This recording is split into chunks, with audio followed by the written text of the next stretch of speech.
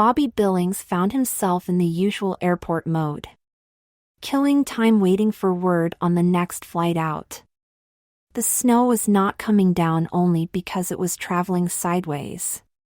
Love the Midwest in winter. He was at least comfortable in the rented conference room in the airline club. He had a stocked bar, plenty of ice, and at least 4 hours to kill. He had just closed the toughest frigging account in the central sales region and he wanted to celebrate. He just did not plan on doing it here. Alone. He looked at the boarding pass for the first-class seat to Vegas and could feel it vanishing before his eyes. He knew the airlines had gone to electronic tickets primarily to convince people that their promise to fly on time to your planned destination was only virtual, a mere will-o'-the-wisp. You could not even say it was not worth the paper it was printed on. Not even that, anymore. Bobby had the blinds open so the main club area was visible, but he had not been paying attention. He heard a tapping on the window and looked up. There was what Bobby called a really fine-looking woman tapping on the glass trying to get his attention. Her smile radiated warmth and friendliness. She was with 2 other women and they were all well-dressed and around 40. A blonde, a brunette, and a redhead. Looking past them, Bobby found that the club was bulging with people, obviously all victims of flight delay. He got up and opened the door. "What can I do for you, miss?" Bobby said, his sales charm coming on automatically. He figured that any woman who objected being called miss in a situation like this was not worth talking to for at least a few years. Bobby liked women. He had a wonderful marriage for 16 years, one with mutual fidelity and a really deep love, with 2 kids and a dog. 16 years of shared experiences with June. She had died a lingering death over 3 months. That was 6 years ago. The kids were on their own and the dog was with June now. "Excuse me. We were looking for a place to sit and it's a madhouse out here. We saw you here all alone and figured your meeting must be over, so we were wondering if we could please borrow some chairs? If it isn't too much trouble?" the woman said. Bobby found her voice pleasant and her request quite reasonable. "I'm sorry, I've been daydreaming. I hadn't noticed what was going on. Please, come in, be my guest. I have plenty of room here," Bobby said. He always came across as sincere, which was very effective in a sales position. His management asked him how he did it and he always said he came across sincere because he was sincere. They did not get it and always laughed, like people do when confronted with an anomaly they wish would just go away. His sincerity must have convinced the 3 women, because after the usual, "No, we didn't mean to intrude, no we don't want to disturb you, you probably don't want us bothering you" protestations, Bobby was insistent and they came in. There were 4 chairs around the circular table and Bobby insisted on taking coats and seating each woman. While the getting settled chatter and purse fumbling was underway, Bobby took a 5-second look at his fellow strands. They were comfortable with being 40-ish and that comfort translated into a sophisticated and feminine look. Bobby saw them and he would have said they looked healthy and full of life. In younger or more sophisticated circles, they would have been considered fat or that deadly word mature. The artists Rubens or the more current Vargas would have loved them. 30 years ago, they could have been almost centerfolds, all pleasing and full curves. They had come to terms with their wrinkles, deciding that what reasonable makeup would cover was within the allowable rules, but life was too short to worry about anything else. If it showed, it showed. They were dressed in expensive suits which emphasized all of their strong points without being trashy. Bobby liked them based on information to date. Some people just make you smile. Bobby was on the thick side himself, not bad looking, and he still had his full head of black hair. No 6-pack abs and not worried, at least not much of a gut. When it got bigger than he wanted, he got rid of it. Simple. At 42, he had some mileage on him. No bad looking and comfortable in his skin, all 6 feet of it. Hello ladies and welcome to our refuge. Before we get started, may I offer anyone a drink? Then we can do proper introductions. They all drank scotch and were impressed when Booby poured the Glenlivet. They weren't stuffy about it as they took it over ice. Bobby's preferred beverage. He felt it was better to drink 1 or 2 really fine drinks sparingly than sloshing it down for effect. It was the difference between enjoying a fine smoky taste versus medicating yourself. They were April, May and Julie and were on the same plane as he was. 3 babes on the way to Vegas for a week of fun. Being the same approximate age makes it easier to find mutual points of conversation when you are strangers. They also sipped their scotch. Same approach to life. They talked about flying, airports and Vegas. Various travel horror stories. Then the group got down to who they were. Life stories. Bobby learned that they had all found each other at various resorts. All were divorced and were capable businesswomen, building their marriage settlements into thriving enterprises. All had been dumped for skinny children, as they said. Bobby assumed their husbands must have been idiots. The kind who drank to get drunk. No capacity for enjoying the quality of another person, just wanting a hot chick. Bobby knew thousands of them. The best thing was they were not bitter, at least not anymore. Getting on and enjoying life. Plus, they had each other and seemed to really have a good time together. Bobby, do you miss her? Your wife? Julie asked, looking at him with a concerned look. Bobby knew it was his turn to tell his tale. He held up a finger to indicate a pause, got up and refreshed the Glenlivet. My wife died 6 years ago. I assumed you guessed that. He said. You refer to her in the past tense. But you do it lovingly. It's pretty obvious. Julie said. April and May nodded. Okay. Yes, I miss her. We had 16 really close years. Towards the end she told me I had 2 years to mourn her and then if I didn't remarry or shack up with someone, she would never forgive me. After her, dating or just for sex stuff seemed pretty thin. I needed a real person. She had pretty much ruined me for one-night stands. Last year I thought I had someone, but wasn't sure. I was right not to be sure. She was screwing around with my boss. She thought it was weird I cared about that. She told me we were a couple, and he was just some career plan. I told her to get more focused on her career. So now I'm off to Vegas for a week, a town where you can really comfortably be alone. The kids are great, but they're all over the country. He hadn't told this story to anybody, not like this. But these 4 people had a lot of life behind them and they all knew in their guts what this stuff meant. Plus, sometimes it is easier to talk to strangers. The ice had been broken and they were getting comfortable. The girls took their heels off, Bobby loosened his tie. Someone looked out at the flight status screen. 3 hours at least. April took out a deck of cards and dealt out 7 card stud. May took a box of push pins and declared various values by color. They played the first half hour to feel out styles of play. They had no tells that Bobby could spot. They were good, but this was a friendly game and they kept it that way. He took a break and went to the men's room for about 10 minutes. It was crowded and guys hate lines in public restrooms. But he waited. No choice. When Bobby returned, the blinds were closed. Julie handed him a scotch.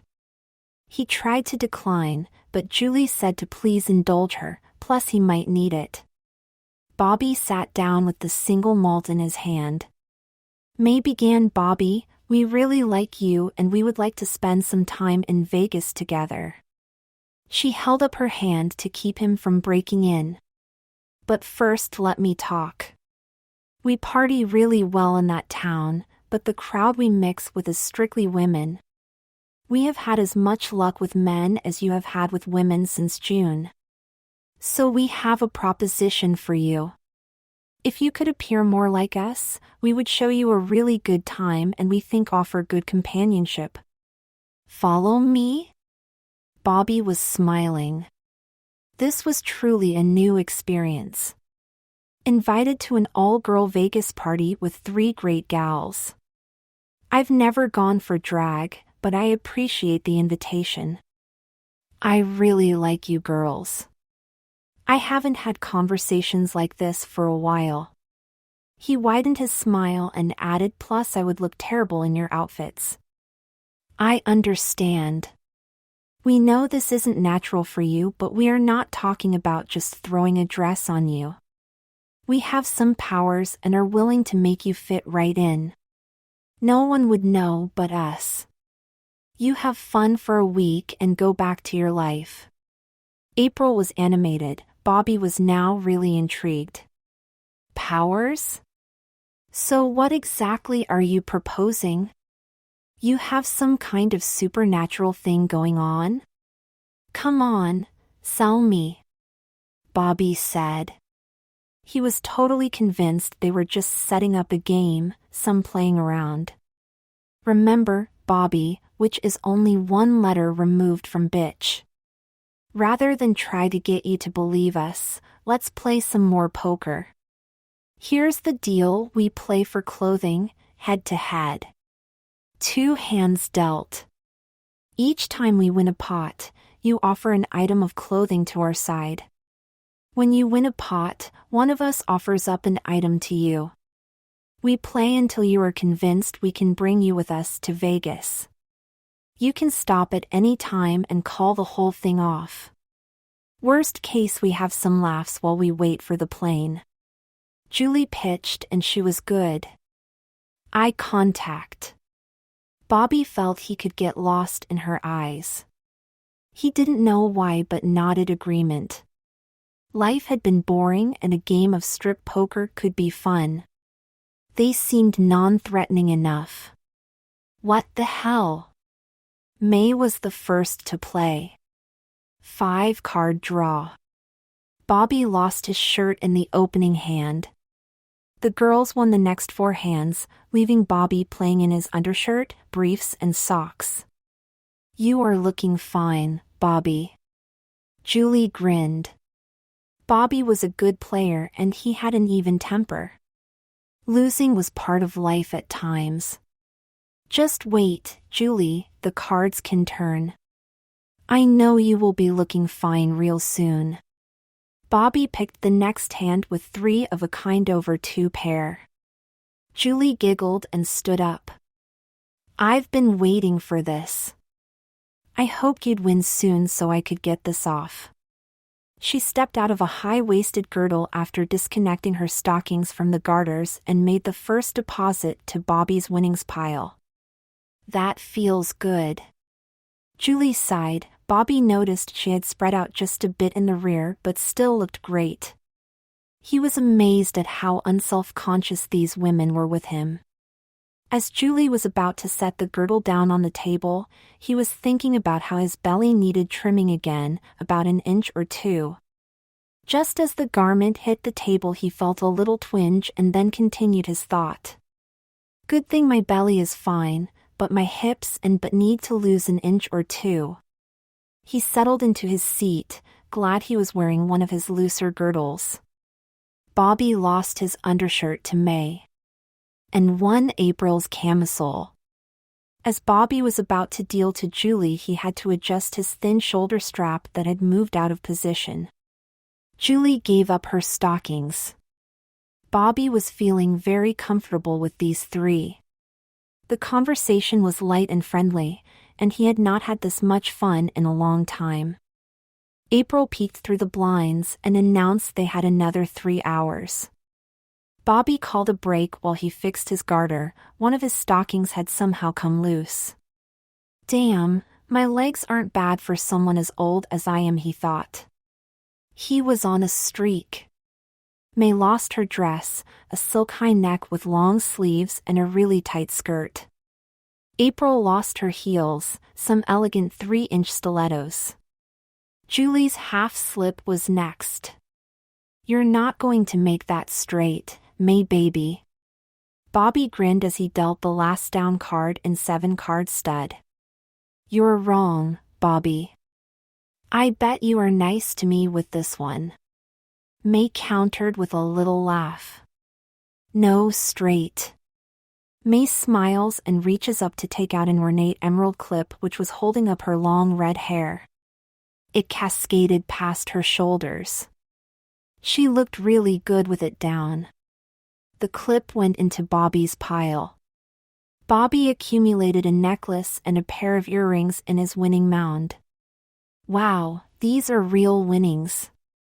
I'm sure you'll be generous and share them, Bobby. I'm real fond of those earrings. April giggled. On the next hand, Bobby loses. He followed May's idea and removes his own hair clip. His black hair falls down the back of his high-neck dress. April loses her black gloves next. Sitting across from Julie, Bobby is trying to read her. Her eyes are amazing. He looks at his 2 down cards, spades. He has 2 showing in the 7-card game, with 6 cards out. Julie is about to deal the last card. She puts down the deck and smiles at Bobby. Bobby is focused on Julie's eyes. She reaches over, touches his nose with an extended finger, gently. Okay, Bobby. Come back to us. I want you aware for this last hand. Julie says. Bobby blinks. He looks around and then realizes while the girls are in various states of undress, he is decked out in a dress, stockings and heels. He feels the girdle and the slip and the camisole. He also feels his men's briefs and realizes he is still male, there at least. But his figure is fairly feminine. He takes off his glove and his nails are polished, his hand and fingers narrower. His hair is long and also obviously the result of a lot of attention either with blow dryers or rollers. He knew enough about that. June had had beautiful hair and kept it that way. His waist is thick, but less thick than it was and slimmer than his butt and hips which seem to spread way beyond his recollection. The only things which make him look out of place are his face and chest. And damn, he had great legs, especially for a tall broad. Bobby stands up and looks at his reflection in the window glass. He does not panic. He realizes that Julie, April, and May had just delivered on their deal. He still liked them. A lot. So Bobby sat down. Deal the card, Julie. Bobby got his flush. The Queen of Spades was the last card dealt. Julie grinned and proceeded to remove her long line brassiere. She tossed it to the table in front of Bobby, her big and soft breasts moving gently with the throwing motion. They were still really nice, minimal sag and smooth all over. Bobby looked down and his vision was obstructed by his bust line. His dress emphasized his breasts, which were larger than Julie's to maintain the proportionality between their frame sizes. Bobby, we have been talking. If we play this out, you win May's panties next, and you can figure out what that means. That was the original plan. We have an option for you. Stop now. Come with us as you are. It's been a while since any of us have had a man worth having. And we've decided you are the best and most decent guy we've run across. So please come either way. April said, a wistful look on her face. Do I get to change back either way? Bobby asked. Yes, whenever you want. I guess I can hide my face, Bobby said. Julie walked up to Bobby, held his face in her hands and kissed him. Then April. Then May. When he came up for a breath, he saw his reflection. He was still Bobby, but the harder features were gone, the beard was gone. His eyebrows were shaped, his Adam's apple gone. His neck seemed a little thinner. He wasn't beautiful, but pleasant looking. Let's stop here. I'm cashing out of the game, Bobby said. Julie, April, and May were grinning. May handed him her panties, which had a ruffled bottom. Now you can have these. They are just clothes and they will fit you. I wouldn't want to change you there, you will be just fine. May slowly licked her lips. Julie called out. The flight's on in a half hour. Get ready. We've got to board soon. The group got into a frenzy. April helped Bobby with some light makeup. May handed him his old briefcase, now a purse. What about my luggage? My stuff's not going to fit me and the bags are checked, Bobby said. Taken care of, Bobby dear. Your 5 bags will arrive with you in Las Vegas, Julie said soothingly, touching Bobby's arm. 5 bags? I only checked 1. Darling, a girl cannot travel without a proper wardrobe. 5 large cases were barely enough. Julie laughed. After the week was over, Bobby had agreed to meet the girls in 2 months, this time in Hawaii. He was drained and in a great mood. After he watched their flight leave, he looked down and could see his wingtip shoes. No Hooters to block his vision. He spoke out loud, but quietly, drowned out by the slot machines. Usually you lose when you get a busted flush. Strip poker with Vegas showgirl witches changes guy's body for every piece of clothing. They always let him take pot on his deal.